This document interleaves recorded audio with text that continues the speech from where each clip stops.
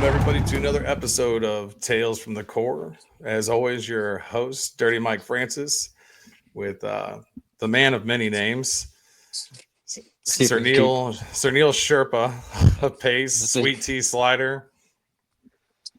They'll just keep going, man. I don't know how many more I can acquire.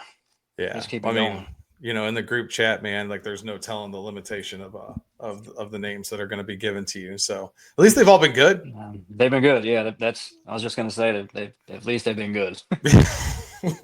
Nothing bad yet, but we joke about it. But for those that don't know, like the whole Slider nickname came from Scott Gibson, from you sliding into his DMs. Yeah. Yep. And that kicked off a lot, man. That kicked off Freddie, Joe, Garcia, Badger, Josh, Tracy, the Pellew trip. I mean, you can just say that, like, because of sliding into his DMs, you got the Pellew trip, and and you haven't stopped. You got another incredible guest for us today. I'll let you introduce him. I'll let you do the introduction. Oh man, this is on the spot.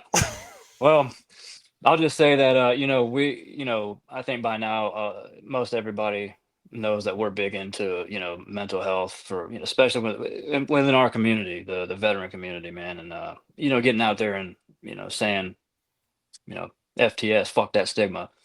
Uh, it's it takes a lot of strength to get help whenever you feel like, oh well, I don't need it because I can just bury it, um, but I just saw his page. I saw a couple of videos pop up on the timeline, and I checked out the page, and he's big into it. The same kind of thing that we're into, man, is advocating for mental health when it comes to veterans, man. It's something that's so important to all of us, and I just came across, and again, I just did what I always do, man. I just jumped into the DMs and said, you know what, if he sees it, he sees it, and if he replies and says he'd like to come on, it'd be great, man. And here we are. The Veritable Veteran is his name on Facebook. Yeah. Without any further ado, Evan, the Veritable Veteran, joining us today on this glorious Saturday, the start to the NHL playoffs, and we got the Veritable Veteran. Well, who could ask for anything more? Right. That's all I need, man. We're here. Glad to be here, guys. Yeah. I'll say, for anybody that hasn't seen, man, I tell you what, one of the posts, probably one of the top ones that resonated with me the most, because I hear it from a ton of veterans, is you had a great video on feeling like we don't do enough, or we didn't do enough, like when we served. Like, holy shit, man. I feel like everybody can relate to that. And just by putting it into context that you signed the contract to give your life, like, what more could you do? Right. And that's the thing that, a lot of guys struggle with, is they're like, well, I didn't get to do, X, Y, and Z. And it's like, well, a lot of guys haven't. Most people haven't, and it doesn't make it any easier, really, especially when you got guys that, deployed either before you, or they deployed immediately after you, or, they did whatever you wanted to do and you never got to. You just kind of live with that. And that's just and I get that feeling, because I mean, I got to deploy, I got to go see combat. I say that like it was a good thing. I mean, in a way it kind of was. I mean, I wanted to, it's, everybody trains for it. It's something that, you, in a weird, twisted way, you want to experience. And I did experience that to an extent, not as much as, a lot of guys, but even I felt, like I didn't do enough, and I wish I could have done more, and it just was one of those things that, I was praying a lot about, what to post and how to how to reach people, and just, what would be a good thing to say to people. And I spend a lot of time doing that, just trying to come up with content and just praying over it. And that was something that just came to my heart. Was just talking about, people feeling like that. But it's, I mean, in all seriousness, I mean, if World War III kicked off while you were in, you would have gotten to do everything that you thought you wanted to do and more. But we have to play the hand we're dealt, and then we have to deal with the all that comes with it. Because if you got what you wanted, you'd have a whole nother set of baggage that you'd be dealing with. So it's just you got to play the hand you're dealt. It's crazy. I mean, we're talking about this really, like, kind of more in the context, I think, GWAT guys. But Neal, trying to remember who it was we had on, or we were maybe in Fredericksburg or something, and they were talking about all the Marines. I'm sure it happened in the European theater also, but we were looking at the Pacific side of things, that when they got sent home from those island campaigns, like they were writing letters to the guys that were still there. And same thing, even in World War II, like literally some of the most horrendous conditions ever. And they were wishing they were back over there in Iwo and Okinawa, with the boys. Yep. Like, exactly. bro, And like no one wants that. Like they don't look at that and think, man, I really want to be in this, on this shithole island in the middle of a massive firefight, watching people get killed. Nobody wants that. But when you're not there and your boys are, it's really hard. And that's something that a lot of, I had a guy just yesterday message me and tell me, he was on his way home from Vietnam and his boys were over there in the jungles of Vietnam, still fighting and, getting hurt and everything. He got hurt. He got wounded. And he was getting sent home. He was going to Walter Reed and he felt like he was a failure because he got hurt. And how silly is that? How silly is that? But I understand it though. Yeah. It's just, people from outside of our community, they hear that and they're like, that's nuts. Like, wouldn't you be glad to be coming home? And it's like, yes and no. I mean, in a way, it's like, yeah, cool, I get to go home. But you have this draw pulling you back to it because the guys that you live and die for are still over there. So that's something that, I mean, you talk to guys. I've read a lot of what Dakota Meyer has said, the Medal of Honor winner, he's back in the news recently, but this doesn't have anything to do with that. He has said he felt like he didn't do enough. Yeah. And it's like, really? Like, come on, dude. Like, you literally won the Medal of Honor. But again, I mean, and that's what I've tried to tell people, because in my, the podcast that I've had, and then just in my videos and posts and things, it's like, it doesn't matter how much you do, because you're always going to feel like you could have done more. And you have to be willing to accept what you did. And, you played the hand you were dealt. You did what you had to do with what you were given and the time you were given. And at some point you have to come to terms with that. And until you can come to terms with that, it's going to plague you and it's going to bug you. And, and some guys, they can't come to terms with it. And then it just leads them down a whole road of bad, so it's, because that's what a lot of, when I first started my page back in like 2018, I felt like the stigma was a lot of veterans were killing themselves due to PTSD and due to just having these traumatic flashbacks and due to having just not being able to handle the memories and the stuff like that. And I got out in 2017 and I started experiencing just the depression that came along with leaving the military and leaving my, the structure and the brotherhood and just the purpose and the identity of all that. And I'm like, it has nothing to do, but not nothing, but more to do with a loss of identity and purpose than it does with, PTSD or specific memories and flashbacks. And that was my thinking. And I started putting content out there regarding that. And it really resonated with a lot of people. And they were like, that's exactly how I feel. It's, because guys that didn't even see combat, they're like, why do I feel this way? I don't have PTSD. I didn't see, any kind of combat or anything, but they're still struggling to transition. And it has a lot more to do with losing that structure, losing the identity, losing that brotherhood, and losing that sense of purpose. And, and then kind of sitting back thinking, hindsight's 2020. When you're about to get out, you just want to get out. You don't think about anything else. You're like, I'm done. I'm getting out of here. It's going to, I'm finally out of here. I'm going to be free. And then as soon as, a couple months later, you're like, man, I really miss it. And I should have done more. I could have done more. And then that just kind of starts, spiraling people down into whatever path they take. And the worst thing that can even happen is the silence. So, I love that there's guys like you, that are out there, talking about things. Because whenever I noticed, so I ended up getting out as a section leader from the assaultman section in 3-6 Lima Weapons. And, a couple of the guys, I'd be talking with them, and then I would say something about, talking to a counselor, going to therapy, seeing a psychologist. And I got the response. It was almost kind of like, you? And I quickly learned that there's a lot of power in talking and putting it out there and letting people know what you're going through. And so exactly what you're doing, talking about the transition, because coincidentally enough, we just had a reunion and I was talking with my platoon commander who's still in. I had this conversation with him and then our captain at the time back in 05, 06, who he's still in. And I said, hey, listen, guys, when y'all retire, it's no longer going to be, colonel or lieutenant colonel or whatever, so-and-so. It's going to be like Mike, Evan, Neal. Yep. And then all of those people, I'm sure you experienced this. We'll find out more about like where you were stationed, where you're from and things like that. But I was stationed in Lejeune, North Carolina from St. Louis.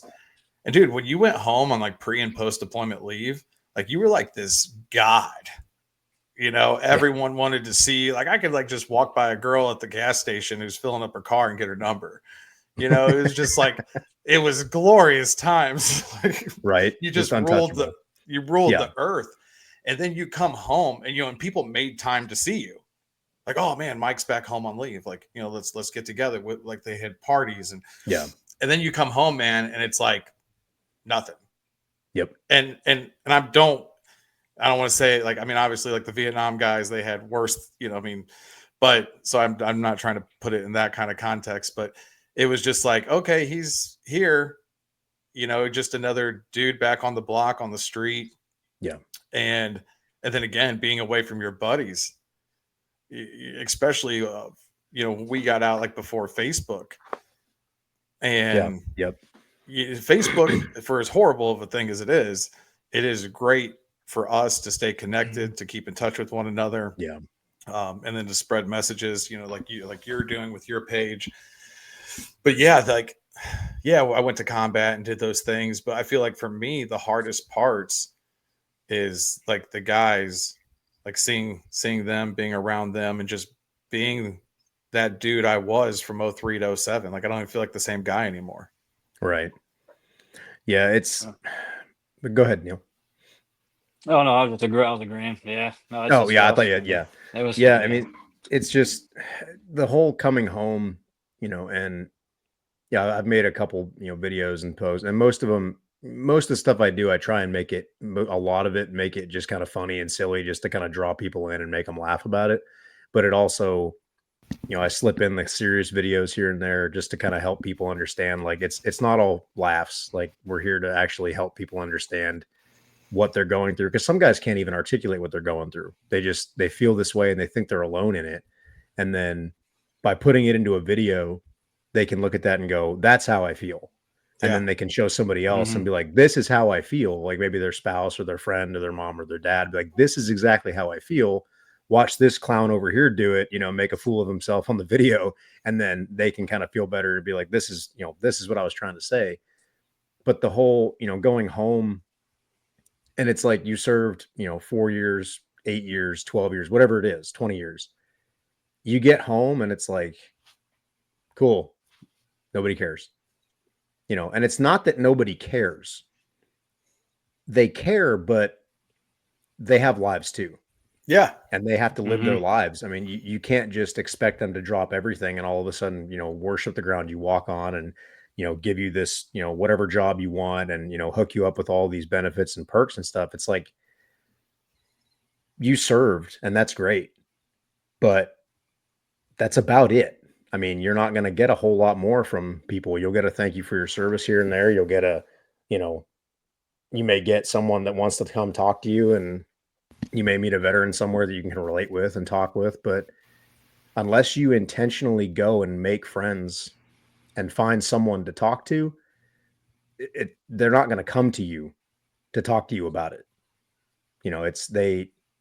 Most people don't even know how to talk to you about it, or just even how to talk to you, because they're just afraid to talk to you in general, because they don't know, not that they're afraid of you. They just can't relate necessarily. And they're afraid to even try because, there's that stigma of, well, you can't understand what I've been through, so don't talk to me.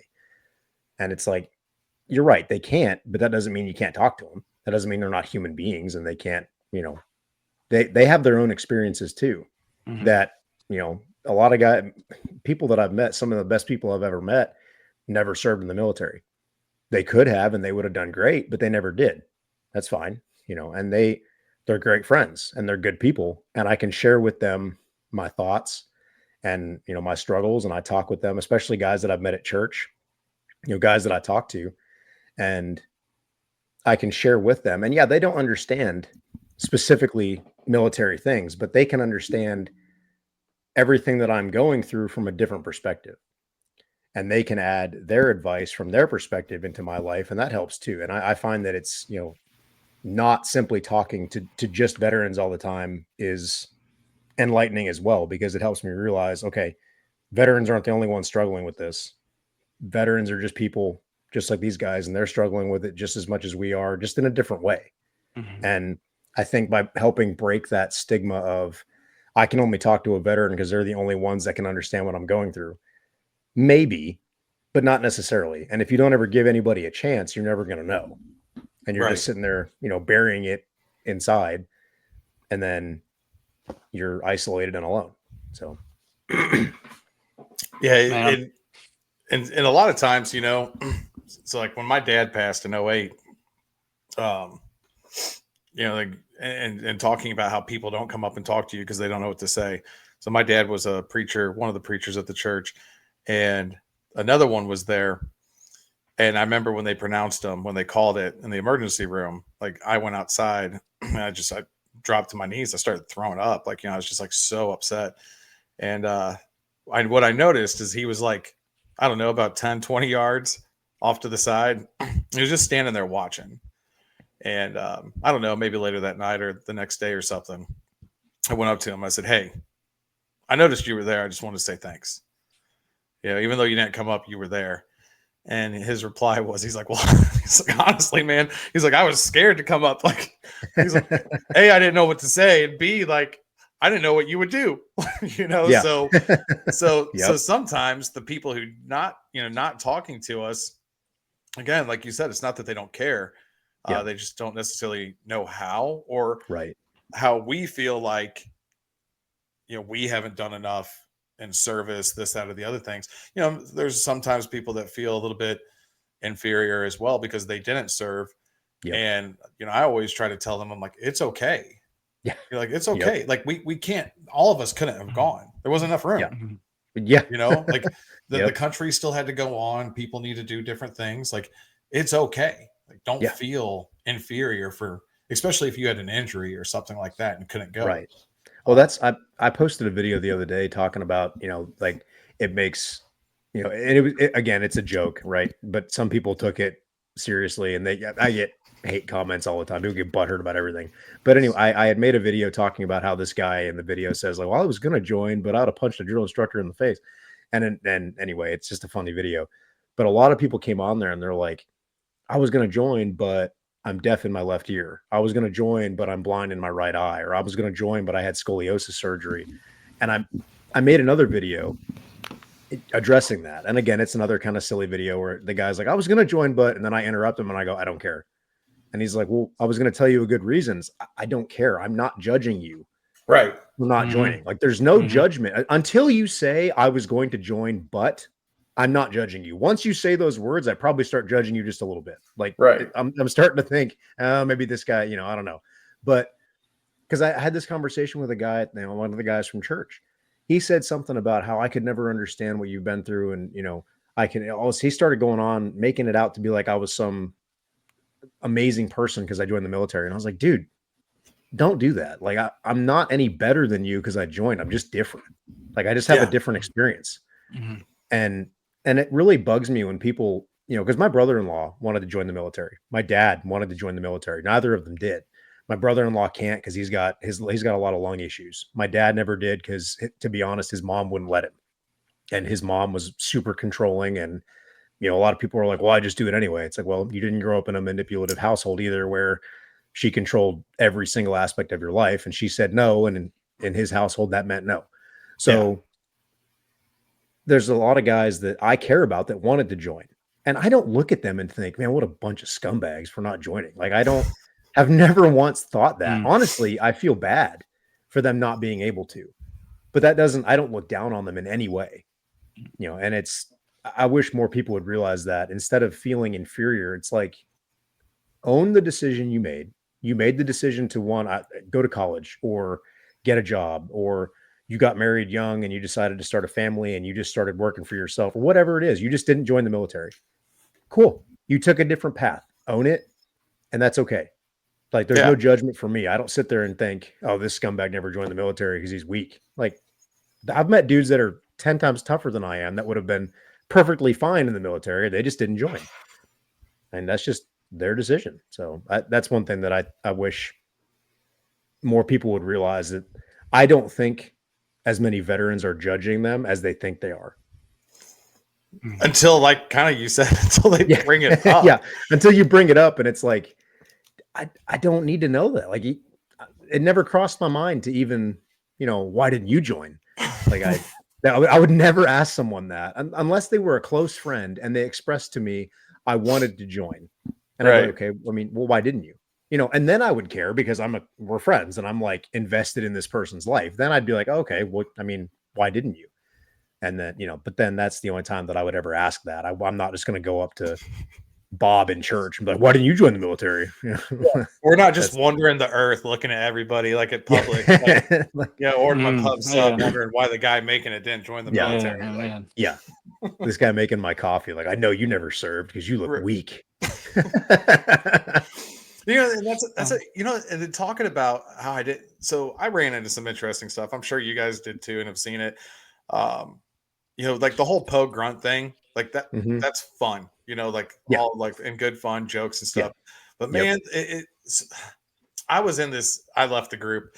I was in this Iraq veterans group, and this one dude, and maybe he was trolling. I hope he was, but he was just giving it to this Pogue Motor T female. And so it's funny. And because I was talking my trash a little bit too. And then he's like, yeah, they're like biggest scum on earth, aren't they, Mike? Like that tagged me in it. And I was like, well, no, actually, I was on this tiny little remote. It was like the Alamo out on the Iraqi-Syrian border. And if it wasn't for those people, we didn't have water. We didn't have mail. We didn't have cigarettes, especially stateside cigarettes that came in the mail. So, it's kind of like, then it makes me wonder, well, this dude says he's a grunt. Did he actually even do anything? Like, I wasn't questioning his credentials until you're just sitting there ripping on these people. And I'm like, you probably didn't really do anything if you're not thankful for the Pogues that, because exactly. Like, thank God. I mean, I rip on the, exactly. Yeah. Hats off to all the guys that, do everything, supply, even just the pogus job you can think of, running the PX. Like, okay, well, guess what? I got to shop somewhere. And if if it doesn't have the stuff that I want, I'm going to be frustrated. So, it's like, I make fun of branches all the time. Like, I'm always dogging on the Navy and the Air Force on my videos and stuff. And I've had Air Force guys get on there and they're like, dude, I love your content. Like, it's hilarious, and they get that it's just funny. Like, again, there's guys in the Air Force that are 100 times tougher than I ever was. You got guys that did more in the Air Force than I could have ever done, in the Marine Corps. And I get that. And I'm not taking away from anybody. It's all in good fun. It's just, but the whole Pogue grunt thing, again, same thing. It's just, I poke fun at them all the time. Like, if you're not a grunt, you just exist to support us and all, but again, without them, we would be in, serious trouble in most cases. Well, I tell people all the time, because we make fun of the other branches. And then when they're like, so who's the toughest? They're always like, who's the toughest? And I'm like, honestly, probably the Air Force PJs and the Coast Guard rescue. Like, bro, I'm not jumping out of a helicopter into like freezing cold Bering Sea. You know what I'm saying? Like, nope. That ain't happening. I ain't doing not it. Me, man. Not me. And that's, I mean, that's like the one guy was saying, he was laughing at the one Air Force joke that I had made. He's like, it's all true except for the fact that, we weren't in the field. He's like, I lived in the field in the Air Force. And I'm like, well, I know, like, if you were a PJ, I mean, those guys, they never stopped training, they never stopped deploying, and they never stopped, doing work. So again, they never get credit. You never hear. They don't. You never hear about them, but they do more than, I mean, I don't know if they do more than everybody else. They do a lot, so and again, that's one big thing that I try and talk about on my page is, guys, they're like, well, I didn't deploy, or I didn't see combat, or I served, but I didn't, I was motor T, or I was supply or admin and all this other stuff. And I'm like, that's okay.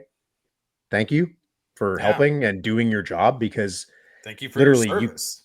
you seriously, like, and when I say that to people, I don't say that like a joking or, patronizing way, because I'm being very genuine when I say, like, thank you for doing what you did, because if you didn't do that, then I couldn't do what I was doing, and the other guys couldn't do what they were doing. And again, there's always going to be the jokes and the poking fun and everything else, but at the end of the day, you joined and served, and I did something different, and that was my decision. I didn't get forced into the infantry. I mean, I started off as an aviation mechanic. I started off as aviation ordnance, and I didn't want that. I got suckered into it by my recruiter, but that's neither here nor there. So I joined, and I got stuck in aviation ordnance, and I had to go to A school and then C school and all this other stuff. And I got stuck in a squadron, and I hated every minute of my life. I absolutely hated it, because I wanted to be a grunt. I wanted to be infantry. That's all I wanted. So when I finally got to where I was going to reenlist, I told them I'm lat moving, and I'm going to use that as my reenlistment, because I did it was about 3 years in the air wing side. And then I came over to the infantry side. And while I was in the air wing, I deployed as an augment to a LAD battalion. And we went to Iraq, and we did like the ECPs and the towers at TQ. So I got to do some ground side stuff while I was in the air wing side too. But it was just, I chose to do that. It wasn't like I got forced into it or anything. And, some guys are like, well, I just didn't want to do that. Okay. I'm not judging you. Like, cool. I wanted to be with those guys, and I wanted to be one of those guys. So that's just my personality. And honestly, the guys that don't want to do that, I don't want them there, because they would hate it. They'd be miserable. Like, I was miserable in the air wing. They didn't like me there because I hated every second of it. Right. They were probably happy to see me go, because I was just miserable. Nothing against them. They loved their job. I hated it. So, everybody's different. Everybody has a different purpose. And if everybody had the same purpose, we would never get anything done. So it's like that meme of that guy, and we will always make fun of it, but he had a tattoo that said, bullets don't fly without supply. Look, it's 100% true, but we're still going to make fun of it. I can't even, I'm not even making this up. I know that guy. He actually came through ITB when I was an instructor, or he came to MCT when I was an instructor there. He was, at one point, I was an instructor at New River, and I was on Camp Geiger, and I was an instructor at SOI, ITB. So there's the infantry training battalion, and you got the Marine combat training for everybody. Being that I went through MCT first, and then I came back as a corporal and went through ITB, I've been through both, but then I was an instructor there too. He was one of the MCT students that us as ITB instructors had to push through, because they had too many. So they sent them to us for the basic infantry portion. He was one of them. Wow. So I saw that picture, and I was like, you clown. I was like, yep. Awesome. I can't remember his name, but I saw him, and I was like, yep. Because he used to sit there and talk smack all the time. And then he got that tattoo, and I was like, oh, my word. Yeah, that's hilarious. Yeah. It's not wrong. It's true. It was a little much, I think, a little much for me, but it was true. Yeah. So tell us, we love hearing kind of like what led people to join, and what life was prior to, and just that journey for you. Yeah. So I was born in Texas, but I was raised in Pennsylvania. I lived in Texas for like a year or two. I don't even remember it. I was still a baby when we left. Raised in Pennsylvania, went to a Christian school, real small school attached to a really small church, graduated from there. And, I've got my mom, my dad, my brother, and my sister. My mom and dad are still together, great relationship with them. So it wasn't like I was running away from anything, from home. My best friend joined the Marine Corps right before I did. And then I joined after him. And then we went to boot camp together. On the buddy program. So that was kind of cool. I got to do that with him. But as far as what led me to it, a lot of it had to do with 9/11, and then watching the Iraq war, kind of unfold on TV from my couch. Right. Because I got in 06. And I didn't deploy to Iraq until 08. So I wasn't there for any of the other, I wasn't there in Ramadi or Fallujah or anything like that. But yeah, so that's, it was mostly 9/11 really got me motivated to join. And then my buddy joining the Marine Corps, because I had talked about, going to the Air Force Academy and being a pilot. We talked about wanting to be pilots for a while, and we talked about joining the Marine Corps to be pilots. And then we ended up just joining and going, he went presidential security and then with an infantry MOS primary. And then I ended up being told that I would be able to switch in boot camp to the presidential security MOS. And then that obviously didn't happen. So I got stuck on the aviation side. So, but yeah, that's why I joined. I intended to do the presidential security thing and then go infantry after that. But then it just didn't happen that way. So God had different plans. So are you, when you're saying that, you're referring to like the Yankee White? Yeah. So he got that contract from his recruiter. What my recruiter told me was at boot camp, when they came around to interview the guys for that, I could raise my hand and go do it.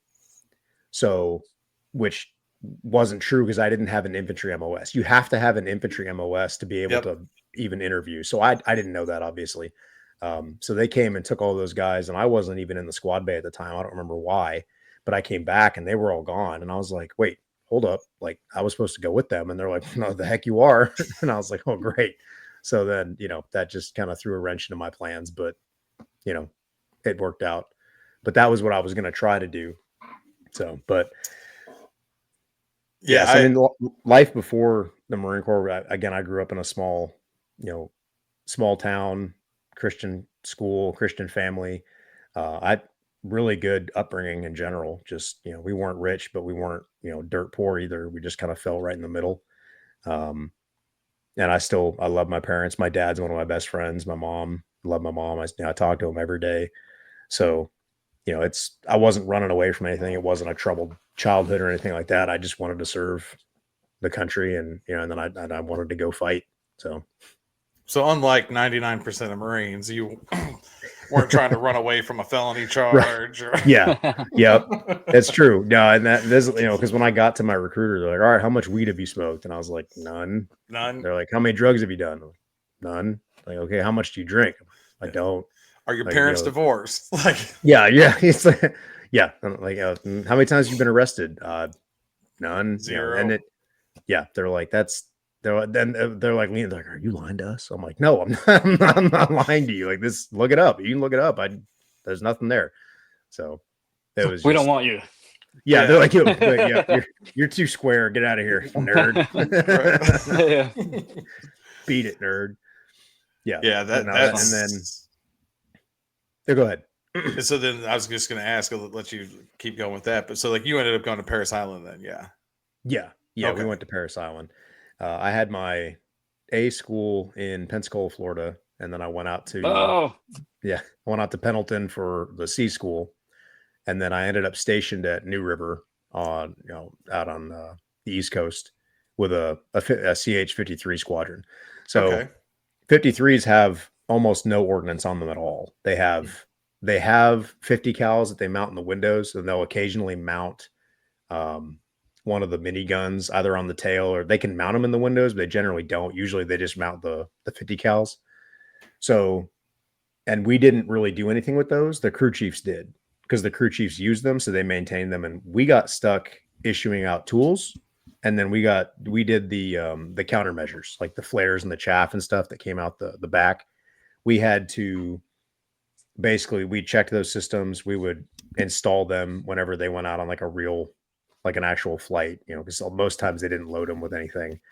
And then there was CADs that were above the fuel tanks, the auxiliary fuel tanks. They're like little shotgun shells that they can set off to jettison the fuel tanks in case it catches on fire, or they're, running low on, fuel, or their weight is messed up. They can jettison the fuel tanks. And then, but they had these, we had to wire those up. So, I mean, there was like 3 things I had to do ordnance wise. And I hated my life, because all I did was check tools out all day long and just sit in the tool room and wait for them to be like, hey, come test these countermeasure buckets, and then I'm like, okay. So, but I was miserable there. So they That came sucks. in and, or go ahead. No, go ahead. Yeah, I mean, I was just say it sucks, but then again, like someone had to do that, I mean, Yeah. Yep. And there was guys there that they loved it. And when I talked to them about wanting to be infantry, they're like, "You're nuts." Right. Like those guys they're always out in the field and they're always deploying. And I'm like, yeah, I know. That's what I want. Again, I have nothing against them. They loved their job and they were good at it. Those maintainers were, I mean, they were really good. The mechanics, all of them, they were really good at it and they loved it. And I was like, by all means, y'all can have it. I need to go do something else. So they came in the end of 2007 and they said, we need volunteers to deploy to Iraq with 2nd Low Altitude Air Defense Battalion, the LAD battalion. And I just shot my hand up. I was like, take me, please. Like, I have to go. So they took me and I ended up going, I augmented out to them for about a year. And we deployed to TQ in April. And then we came back in November of 08. So we did the ECPs and the towers and all that on TQ there for a while. So that was my initial taste of kind of the outside of what grunt life was because we didn't go on patrols. We didn't do anything like that. We didn't get into any contact with that. Nobody attacked the airbase. We never even got, I think there was a couple of stray rounds that got fired, over the ECP one day. And then, that was it. It was pretty, not boring, but it was very uneventful. So that was kind of my initial taste of that. So, well, 3-6 must have not been there because we developed a reputation. I remember when we got to Iraq, Al-Assad, they hadn't taken any indirect fire in like forever. Like we were just passing through, and that was our kind of welcome to Iraq. Like indirect fire comes in, and the majority of us had deployed to Afghanistan previous, so that wasn't our first, oh shit experience. And then 7 months go by, like nothing happens at Al-Assad. We're transitioning out, and sure enough, man, more indirect fire comes in. They're like, we need to get them out of here. Like these guys, wherever they go, I can't believe it's not raining, but like wherever these guys go, just a bad luck magnet. Follows. Yeah, right. Yep. Yeah. It's pretty wild, man. You were there the same time frame. My second tour was in 08 from April to November, and we were in the Habbaniyah area. Again, you were literally directly across the road from my ECP. Yeah. Yes. Oh, we used to. So we actually had, those. It's actually gotten in the news a little bit. Those like ultrasonic speakers where they can like point it at a crowd and they turn. And it's super loud. And it actually is like almost like a weapon. We had one of those at the ECP, and we used to grab it and be like, "Wake up!" and just like scream across the bridge to you guys that were over there at the Habbaniyah ECP. Oh and man, so we used to do that all the time. That's fun. There was a couple. I think there was a Humvee that got hit at Habbaniyah the one time, and that was. I remember they were talking about it and they were showing us pictures of the Humvee, and that was kind of like the closest thing we got to seeing any kind of action. We heard the explosion and they showed us pictures of the Humvee, but again, it was super, uneventful for us. Is that where the ice cream shop is now? Where? What do you mean? At TQ or? Oh, the one. No, that's that was north of Euphrates. Okay, Abu Bali. Yeah, that's funny, man. We're gonna take Neal on a battlefield memory trip. And apparently there's an ice cream shop there now. So it was by far the worst place during it was during the first deployment in 07, and that was because no American force had been there before. Like we were the first ones there. A legit little amphibious operation. We inserted by boat overnight, and it was a 12-day operation. But that's where a lot of crap went down. A lot of shit that's bad. But so I don't know. Ice cream and me seem to go together, and apparently now today, or what was it, last night or the night before? Tracy Hunter, she sends a picture of the area, and of course, there's an ice cream shop that's been opened up in the same fucking area. Nice. I'm like, man, That once horrific place now has ice cream. Right. You know, it's Yeah. wild. You could have put that there, 20 years ago. Right. I could have used it in that damn heat, man. Yeah. Yeah. And that's one of the things that it kind of makes you wonder. I mean, I guess Afghanistan just chucked that up as an L, but a lot of people wonder like if we made a difference. And Yeah. when you see some of the pictures of Iraq, Iraq's actually doing really well. And I've been in a couple groups where there's interpreters that were with us, and they're living there and they're giving us updates on how things are. And so, I mean, it sounds like Iraq, maybe not the whole place, Yeah. but it's come a long way. And so, we did. It looks like Yeah. we did make a difference, and I think that's probably another thing a lot of people struggle with. Also, when you lose somebody, I mean, dude, I teared up pretty hard. Did you go to Afghanistan ever? Mm-hmm. Yeah. Yeah. I went in the end of 2010 to July of 2011. So, I can imagine you felt the same way when you saw it on the news. Yeah, that got me teared up pretty good, man. Because, I mean, well, tomorrow I'm gonna go have lunch with the parents of a guy we lost over there, and like Afghanistan was horrible. It was absolutely horrible. My least favorite place on earth, and then you just see it all kind of fall apart and everything that happened, and that really makes you wonder why. So, like why? Like, why were we there? What did we even do? Like, and God forbid there's another 9/11 where it stems from cells in Afghanistan. It's like history does love to find a way to repeat itself. Yeah.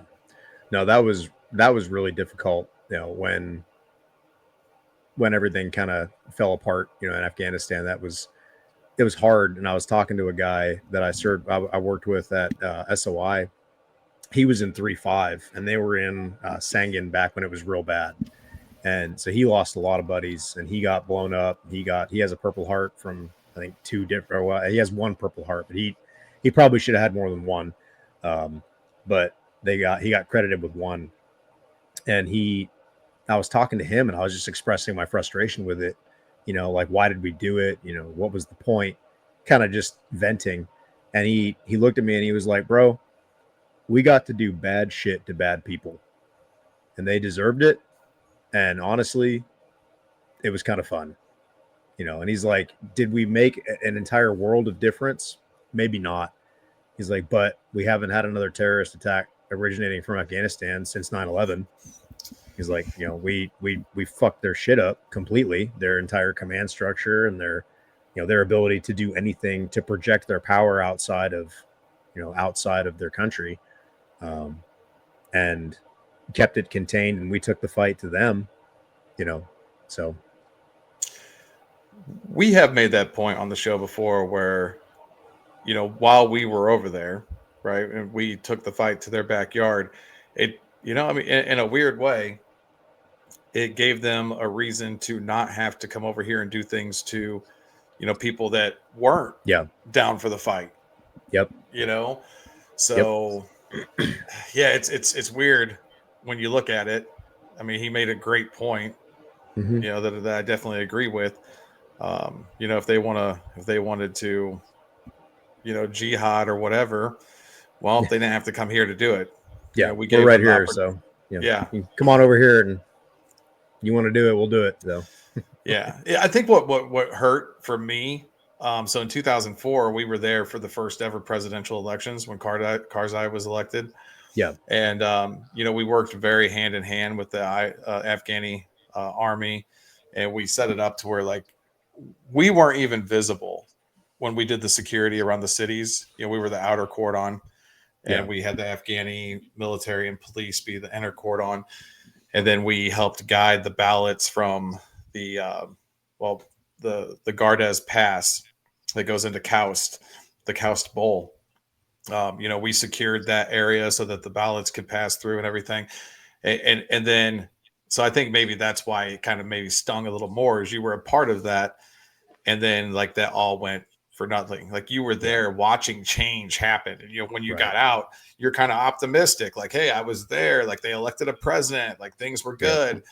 And then it's like, well, there goes all Yeah. that, you know? Right. Yeah. So, And that's, when I was there, in 2010 and 2011, we did some operations where we went pretty far out, to the east of where we were at, just kind of out to where most, Americans hadn't been, I don't ever probably. Um, the one guy, when we came across him, he was out working in his field. We just walked up and started talking with him. He thought we were Russians yeah, because he thought the Russians were still there. So right. he thought we were Russians, and he was just like, okay. And they, we kind of asked him, we're like, or not me in particular, but they were asking him like, who do you support? The government or the Taliban? And he's like, who? We're like, well, I'm, the Afghan government or the Taliban. He goes, I mean, I know who they are, but I don't care. Yeah. And it was like, They don't impact his great. life. Yeah, because it was one of those things where he's like, I want to farm and provide for my family, and I could not care less who's in charge. And we kind of got that sentiment from a lot of different people. And that was one thing I remember talking to my dad about right after I got home. It was like, we're there, and we're, keeping the bad guys from doing a lot of bad stuff. Like they still are, but we're preventing a lot of it. But seeing a lasting change, and like seeing the possibility of a lasting change was hard, just because of the mindset even just the locals had of, we really don't care who's in charge or anything. It's like the Taliban or the government or the Americans or the Russians. We don't care. Just leave us alone and let us, farm and, do whatever we want to do. So that was frustrating. Even like right as we were there, and as soon as I came home, just dealing with that, just kind of like, do they even care that we're here? So. That leads me to something I'd never thought about before.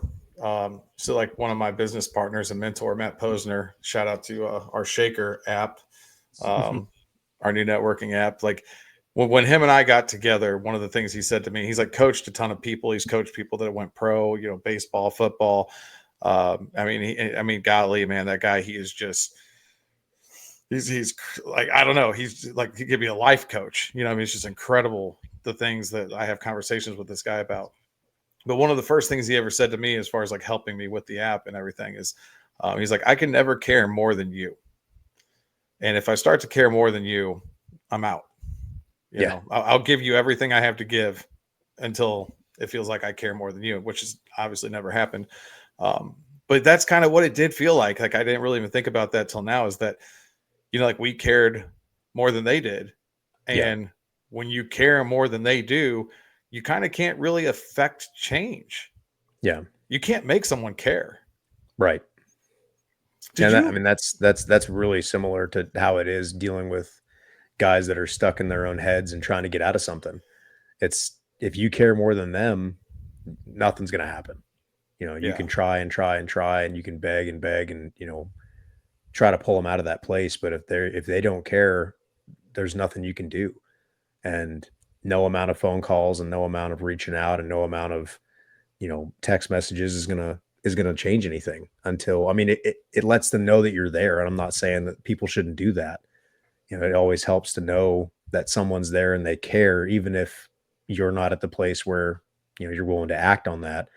It's, it's good to hear that, but at the same time, people can't stress over it to the point where it makes them start to fall apart, because you have to worry about yourself as well. And trying to take care of other people and trying to save others it's not necessarily your job, because if they're not willing to try to save themselves, there's nothing you can do. So that kind of feeds into that as well. I mean, it's unfortunate, but it is true. So did you get the feeling or observation, or not exactly sure the word, but when you were in Afghanistan, because for me, it was more Afghanistan than Iraq, because you're talking about how they just wanted to live their life. They didn't care about the Taliban. They didn't care about the government. They just wanted to farm, take care of their goats and stuff. Did you almost find like a romantic side of the simplicity of life that they lived in a way? Yeah. I mean, they, just an example, they had these compounds that are built of, mud and clay.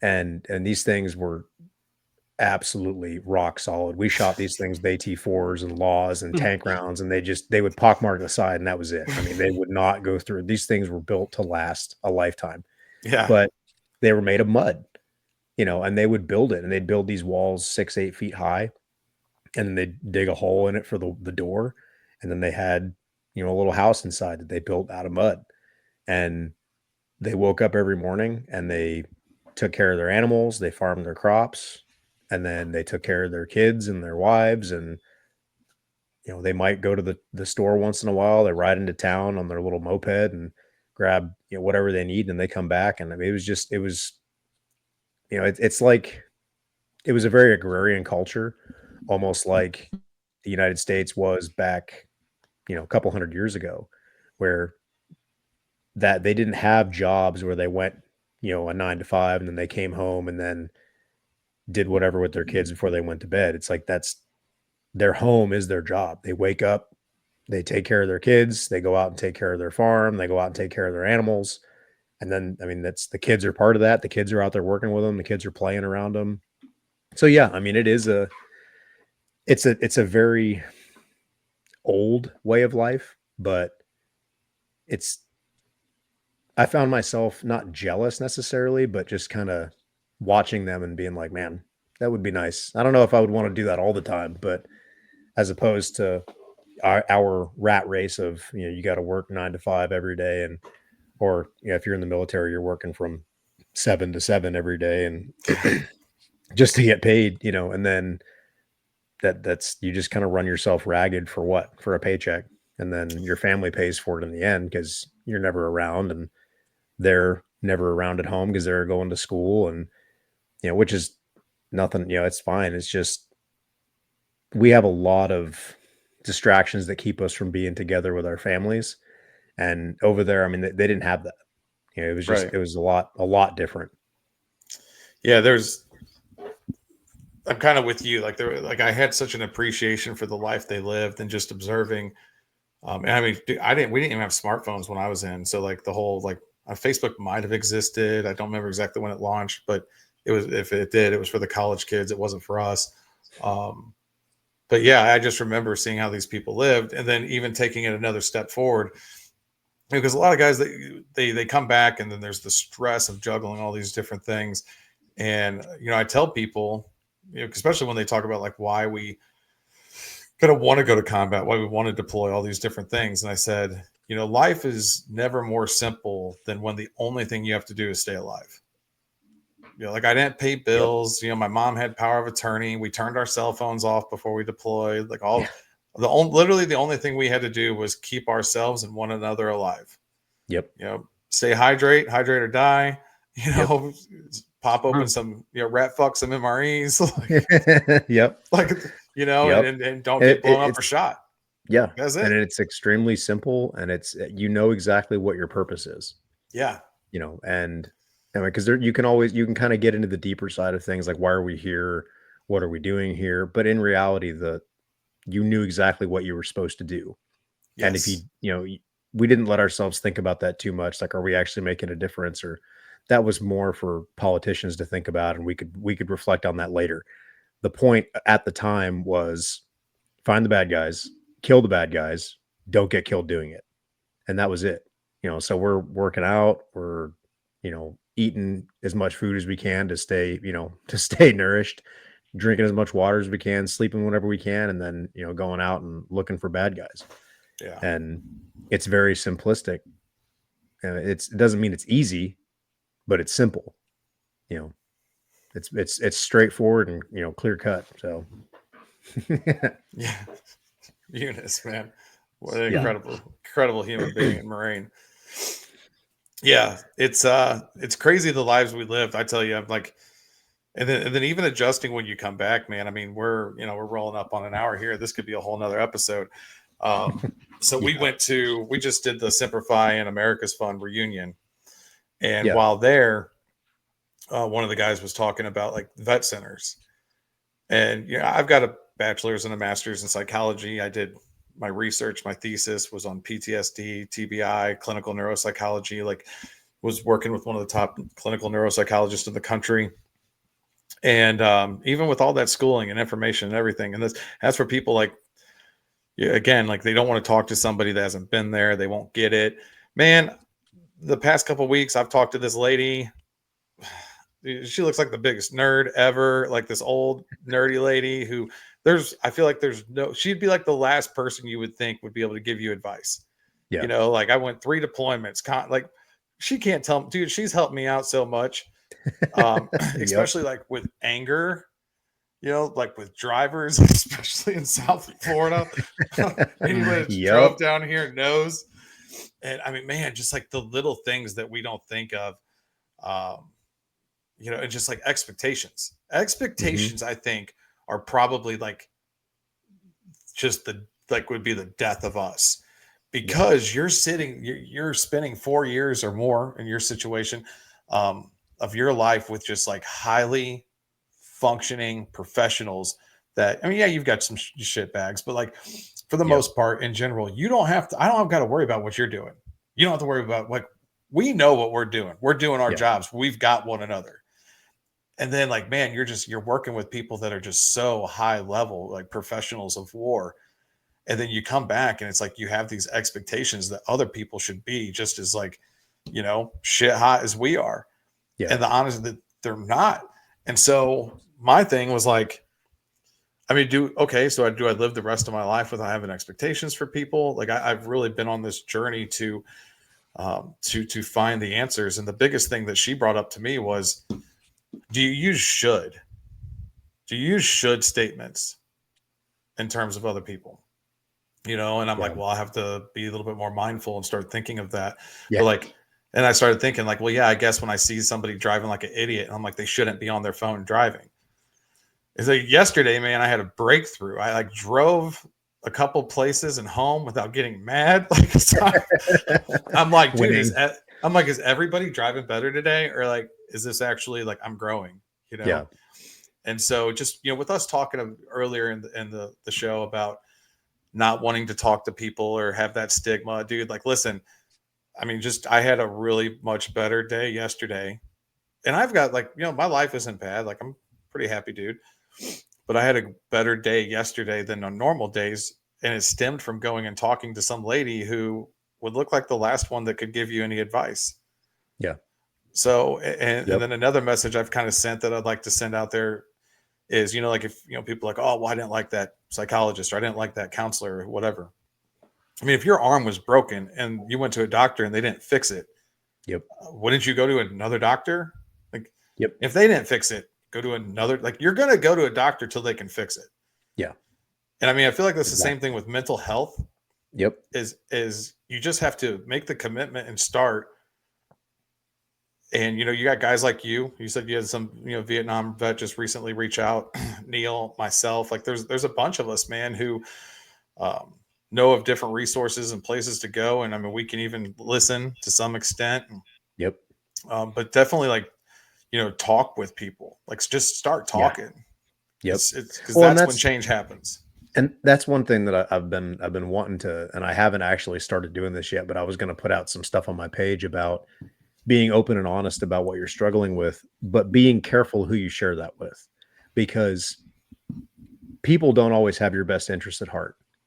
Yeah. And that you may tell them something and they'll turn around and use that against you, you know, 6 months from now. So you have to be careful who you give that information to and who you trust that to. So that being said, if you just decide, well, I'm just never going to talk about it and I'm going to trust no one, it's like a pressure cooker. You just keep building and building and building and building and building. You keep stuffing it down. Eventually it's going to explode. And unfortunately, when a pressure cooker explodes, there's no fixing it. Yeah. Now, if you're able to release the pressure a little bit at a time, then you can keep that pressure from overloading it and, you know, and destroying it. So say you go, like you said, you go to a counselor and you talk to them and you're like, I just don't think we're meshing well. Go to another one. You don't mesh with everybody at work. I don't even mesh with everybody in my own family. Right. You know, I don't talk to people in my own family about this stuff. Like there's people, you know, guys that I barely know outside of my family, but I can trust that I can talk to them more easily than I can someone in my family. And I think that's one good thing about therapists is they're not in your family. Yeah. and they are bound to a confidentiality. And it Yes. says, I'm not allowed, they're not allowed to talk to anyone else. They're not even allowed to admit that they talk to you, Right. if they're doing it properly. Like I went to this guy and I was talking to him and I was like, hey, do you know my buddy David? And he's like, even if I did, I couldn't tell you that I do. I was like, oh, okay, fair enough. And then I realized that's a good thing. Cause like if someone comes to him like, hey, do you know Evan? He's like, I can't tell you if I do or not. Yeah. So that's the nice thing about it, is that it's completely confidential and you can unload anything you want on them. And they're like, I mean, that's what they're there for. And, the good ones, they love doing it. And I'm a big proponent of going to therapy and trying it until you find somebody that you can really talk to, because until and again, it may take you 2 or 3, 4 or 5 times, 5 different therapists, 5 different counselors, whatever, to find the right one, but you've got to keep trying and you've got to, stick with it until you find the right one. Because once you do, it's no better feeling than getting that off your chest and getting it out into the open. Well, and one of the things, I didn't even know the vet centers existed until we did this reunion in February. And shout out to the guy Jasper. He's a Marine also, and he was the one that shared it with us. So the vet centers, I guess, are funded by the VA. However, everything that happens in the vet center, that does not get communicated with the VA. So, because she asked me something about like my childhood or different things, and I'm like, well, is there any way that this can go like the VA or the military find out that I lied to get in the Marine Corps or anything like that? Which I'm sure we're so far past that they wouldn't care anymore, but still, the peace of mind, right? Yep.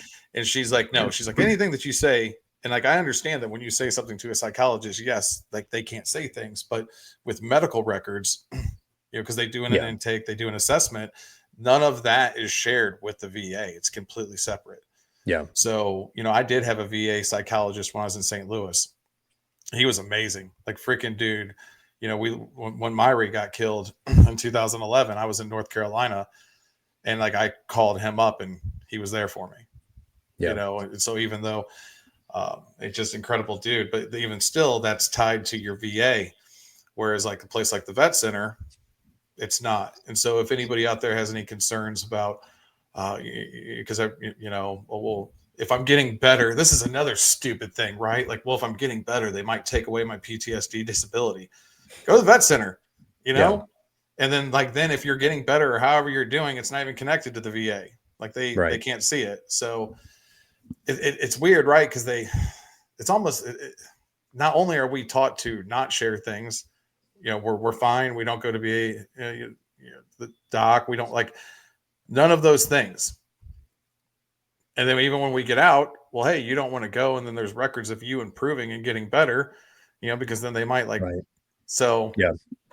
Yep. It's a tough life to navigate. And it definitely discourages us from talking. Right. Which is and there's, from personal experience, just, with some stuff that's going on in my life recently, I opened up to the wrong person and it got used against me. And it was actually a veteran, a fellow Marine that I opened up to, and it got turned on its head and used against me in a pretty negative, a really negative way. So that was extremely frustrating because I'm a proponent of opening up and being honest and being like, hey, I'm struggling with this. Yeah. That way, I don't want to lie to people and be like, oh, I'm fine, or I'm just not feeling good. When in reality, it's like, it's a mental health thing and I need to get it taken care of, which I did, but again, it was used against me. So I can understand the hesitancy in saying anything because, it's happened directly to me. And I lost my job because of it. So that being said, I'm still a proponent of being honest and opening up.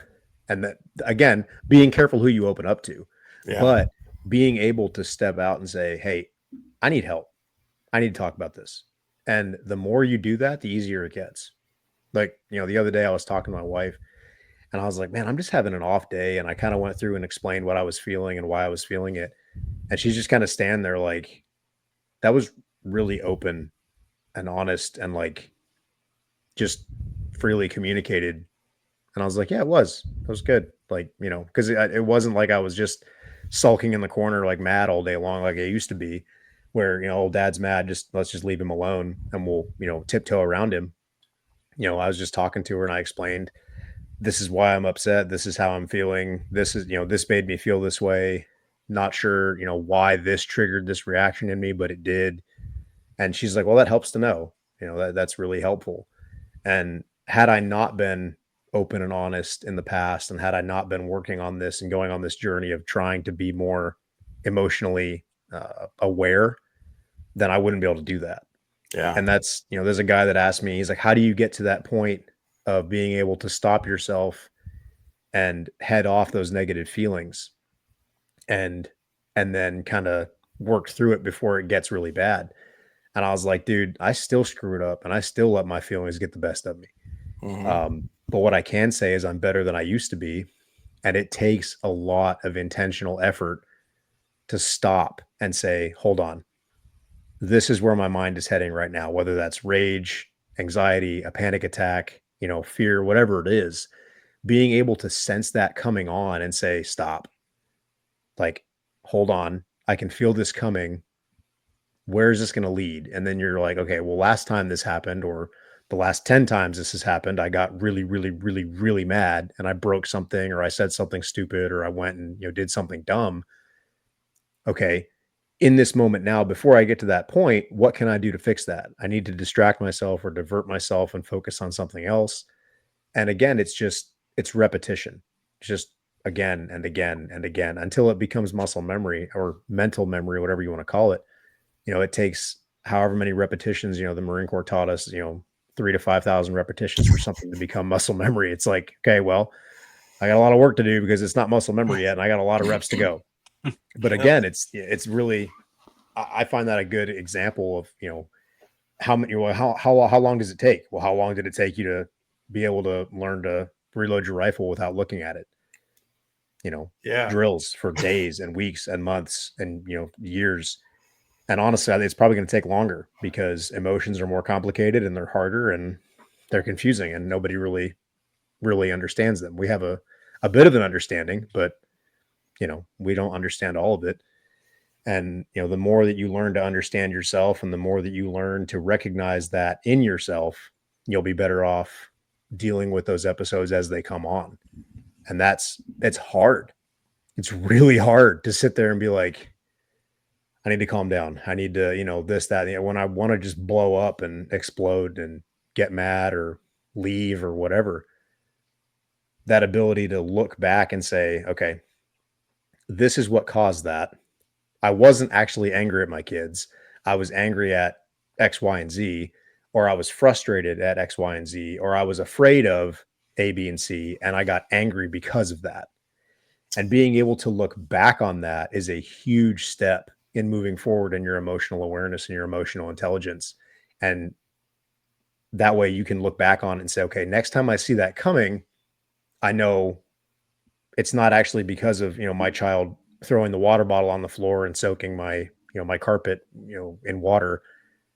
That wasn't what made me blow up. What made me blow up was the fact that I'm stressed about my schoolwork or my job. And that just set me off. So it's, again, the guy that asked me that, I was telling him, I was like, dude, I'm telling you, it's a journey. It is not you know, you can't take a pill and be fixed. You can't, you know, you can't wake up one morning and say, I'm going to be better today.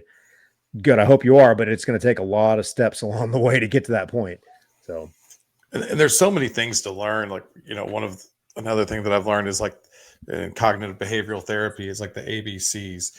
You know, we have this, like the antecedent, the behavior, the consequence, right? So, you know, if you and I were meeting up to hang out and you were 15 minutes late, and then like I get pissed off, like, man, God, why can't Evan ever be on time? You know, like, so right. I'm not mad that you're late. I'm not mad at the behavior. Mm-hmm. I'm mad at my expectation that I have for you. So I've learned that, especially living in South Florida with all you Juan and Rios, like all my Latino Marine friends down here, that they run on Cuban time, Latino time. Like, Yeah. I know that if they're supposed to be here at my house, they're probably not going to be here for like an hour after. So then what I did is I was like, okay, I want them here at 2. Hey guys, we're meeting at my house at noon. So then they show up like 1:30. And like, so it's like, we are responsible. So like when we get anger, we get upset, all these different things, like we're responsible for that because we set an expectation for what we think things should be. Yeah. And then when they're not, right. Like this guy shouldn't be driving and talking on the cell phone. Yep. Right. Well, and we take it personally. Yeah. And in reality, 99.9% of the time, it has nothing to do with us. The guy driving may be having a horrible day too, or he's in a hurry because his wife just fell down the stairs and he's trying to get home and he cuts you off. And all of a sudden you think that he's the worst person in the world. In reality, he's like a great dude just trying to, help somebody out or whatever. Anger is a secondary emotion. It's never a primary emotion. There's always something else going on. And it's one of those things that if you can start to identify what's causing the anger, then you can head off the anger and be like, wait, hold on. What's making me feel this way?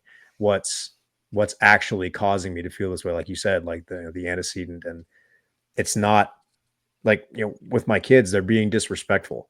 It's not necessarily the disrespect that's making me mad, which it makes me mad. It's frustrating because I don't like being disrespected by my kids, but it's the expectation I have that my kids are supposed to be perfect. Yeah. They're never going to be, ever. It's never going to happen. They're always going to be kids. They're going to be human, just like I was.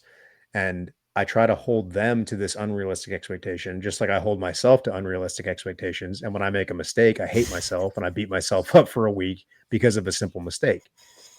So it's, like you said, there's a lot more to it. And, but just starting on that journey, and honestly, a lot of it comes down to what I found is a lot of it comes down to blaming myself, and not necessarily blaming myself in a way to beat myself up. What it is just taking ownership of it and saying, okay, what did I do in this situation that caused this? What could I have done better? And taking it away from what did they do? Why did they do that? Why would they do that? What were they thinking? And putting it back on me. What was I thinking? What could I have done? Because in almost every situation that I've been in where bad things have happened and I've gotten mad and done something stupid or said something dumb or, emotionally injured my family in some way, it comes back to me. And at some point, no matter what's going on, I could have done something different. And once you get to that point of realizing everything's my fault, then you can start to heal and grow and be like, okay, what do I need to do to fix it? And that's what, a lot of veterans, they blame the VA, they blame the military, they blame their family, they blame their friends for not being there, they blame everybody else. It's always somebody else, this, them, that. And it's never me. Like, what are you doing to get better? What are you doing to grow?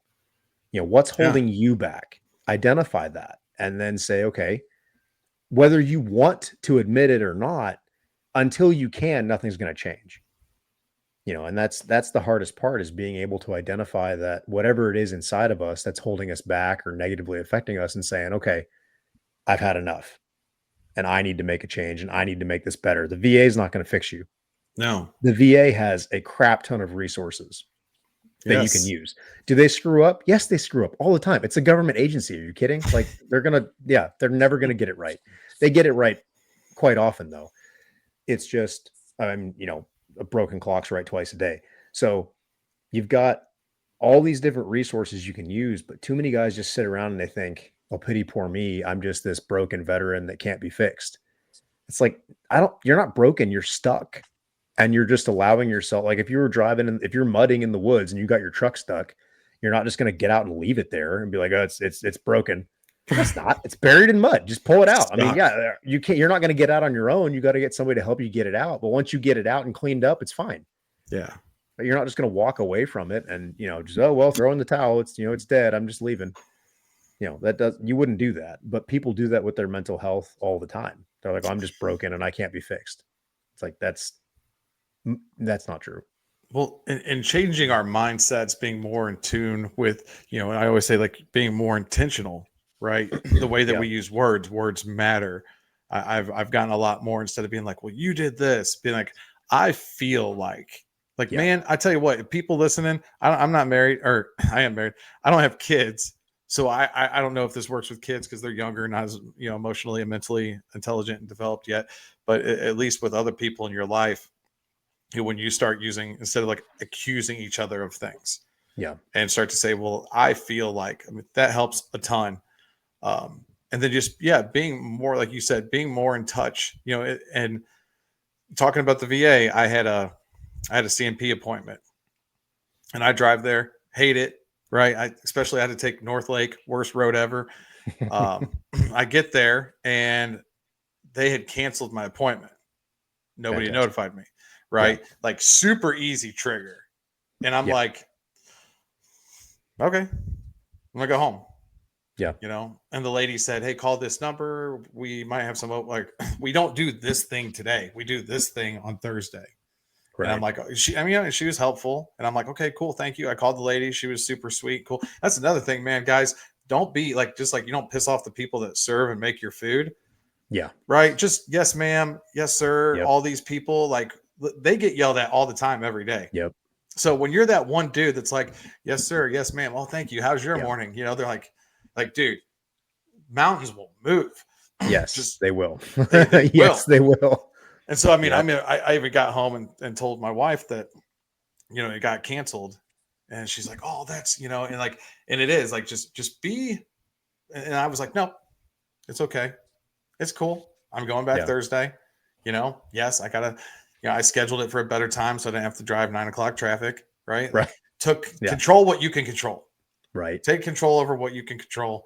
Yep. Yeah. Dude, we can do, if you're down, we'll do a whole nother podcast on all this stuff, like, we can. I love this stuff because it's just, it's practical things that people can do in their daily lives. Like, I just posted a video today talking about, if you're having, like an anxiety or a panic attack, or like fear or rage coming on, just going to the fridge and pulling out an ice pack and putting it on the back of your neck. It ices your vagus nerve, and it helps slow your heart rate, and it just distracts you from what's going on. And then you can refocus your mind on something more positive, and it distracts you long enough to, you can step into another, like a breathing technique or a grounding technique, something like that. Just practical things that guys can use. And I posted one about, using sour candy, popping a piece of sour candy in your mouth when you're about to go into a situation that's stressful, and it can distract you enough for you to divert your brain away from the stressors, focus on something else for a little bit, and it helps slow your heart rate. Again, it's silly little things like that. I've never heard of that one, but maybe that's why I love Sour Patch Kids so much, dude. I love them damn things. I know. As one guy commented, he's like, great, now I'm about to be a diabetic because I'm always stressed. And I was just cracking up. But it's just these little things that I'm discovering as well, because I'm just doing this research, trying to find other things to do, and then I'm learning it, and then I'm just putting it on, out there for people to try, because there's a lot of research backing this up, saying, oh, it works. It's not a cure-all, but it's a tool, and that's, so that's, I love the practical side of things, just giving people tools for their toolbox, like they used to say, and just being like, hey, I'm freaking out right now. I'm about to lose it on this driver in front of me. Oh, look, I forgot I stuffed this sour candy in here from 6 months ago because that idiot on the internet told me sour candy would help. And they throw a couple of pieces of sour candy in their mouth, and they're like, oh, that actually worked a little bit. I'm not, like ragey right now. So again, I love the practical stuff. So absolutely. I would love to do that. Yeah. Well, for everybody listening, man, again, you put all incredible, meaningful content out there. And that's why, when Neal's like, hey, man, I just talked to him, he's down to come on. I'm like, hell yeah, that's awesome. So, we appreciate you on a Saturday coming in, hanging out with us. Absolutely. And, for everybody listening, Veritable Veteran, check him out. He just puts out like really, really great stuff. So incredibly thankful to have our Marine brother here, Semper Fi. Joining us on this Saturday, man. Just another dude doing great things out there. I appreciate it, guys. You guys are doing awesome. So, and I appreciate being brought on. Absolutely. Thank you, man. And for all you guys out there, as always, we love you guys. We wouldn't be doing this without you. Your love, your support. If you need something, always, don't hesitate. Feel free, reach out. We're here. If we don't have the answers. We know people that do. We'll put you in the right places, and we'll just take care of one another. Absolutely. Until next Right. time, Semper Fi. Semper Fi. Semper Fi.